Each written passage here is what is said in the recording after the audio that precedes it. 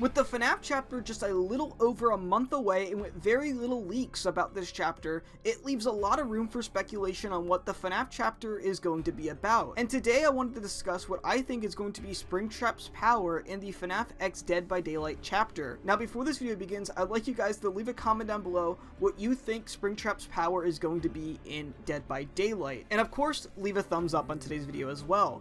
But anyways, let's get straight into this. So this power makes a couple of assumptions. A, the killer is Springtrap, and B, he's not going to have a weapon that really matters much with his power. There's a lot of debate on what Springtrap's weapon is going to be, whether it's going to be an axe, a knife, or his hands, and I don't think it's going to matter because I don't think his power is going to revolve around his weapon. Now, when Springtrap does get released, I think that he is going to not have a weapon. I think it's going to just be his hands and fists, I guess, like Nemesis, because I just feel like that makes the most sense. Springtrap has never used an axe before in the FNAF series, and although he's used a knife before, that was mostly while he was still a human. While he's a robot that has, I guess, robot strength, I guess it makes sense for him to just use his hands. I also do think it would look a little goofy for a giant robot zombie to use a knife or something, so I think that him using his hands is probably the most likely thing to happen. So, what will his power be? Well, I think that Springtrap is going to be a stealth killer, and I don't think he's going to be very good at chases. To summarize what I think his power is going to be,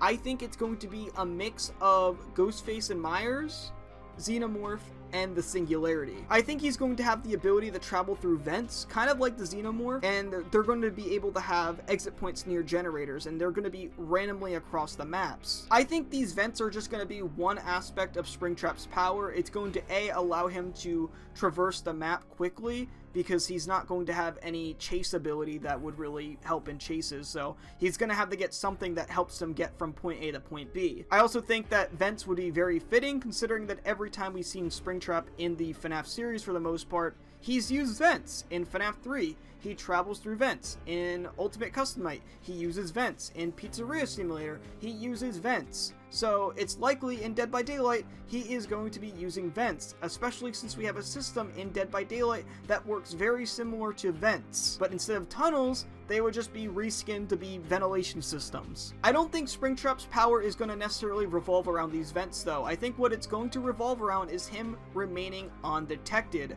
I think Springtrap is going to try to stay undetected by a camera system that survivors are going to use. I think there's going to be cameras across the map that survivors can place in strategic spots that are going to be able to track Springtrap.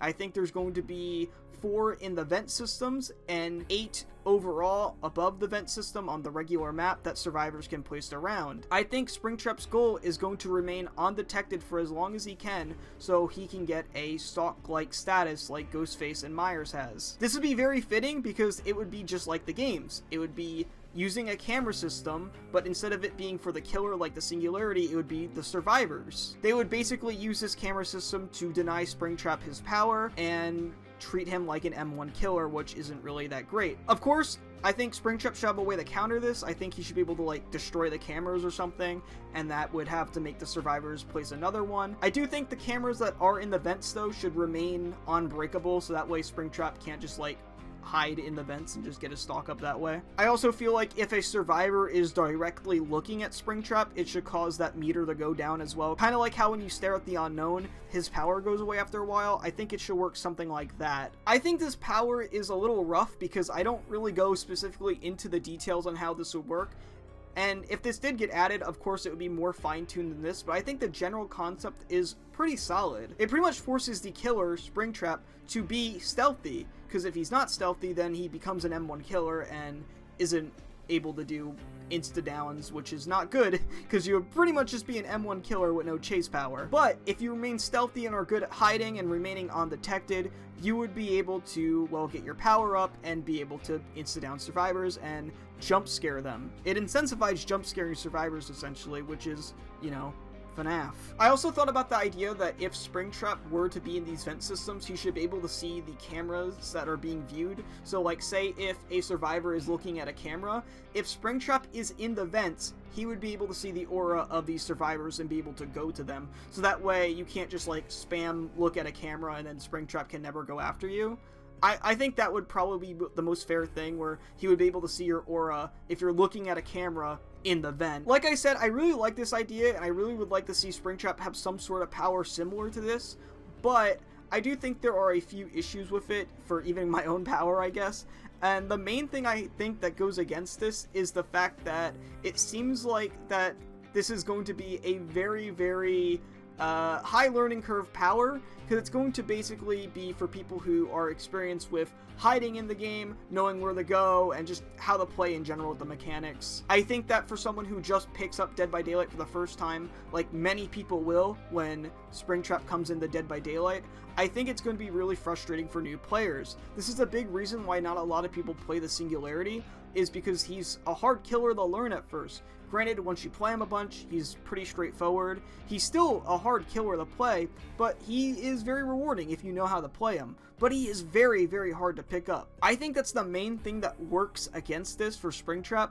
I think that Behavior and Scott are going to want to do a killer that people who are just playing Dead by Daylight for the first time can just pick up and play, and it's not very complicated. That being said, though, it would be a real shame if the killer didn't include vents or cameras in some way, because I really feel like if they're going to add Springtrap into Dead by Daylight, they should at least have one of those things. But I very much do like this idea. I very much like the concept of the survivors having to fight against Springtrap constantly by trying to reveal him all the time, and trying to deny him that power, because I feel like that's a big thing with FNAF, is denying the animatronics from getting you. Of course, Springtrap can still just like chase survivors and M1 them, like he's not just bound to have use the jump scare ability and, you know, insta-down people, but he wouldn't have anything special going for him in chases besides perks he brings, or I guess any add-ons that would help with chases as well. But let me know what you guys think about this. Do you guys think that this would be a cool concept for Springtrap, or do you guys think that this sucks and you would prefer a different concept altogether? Thank you so much for watching,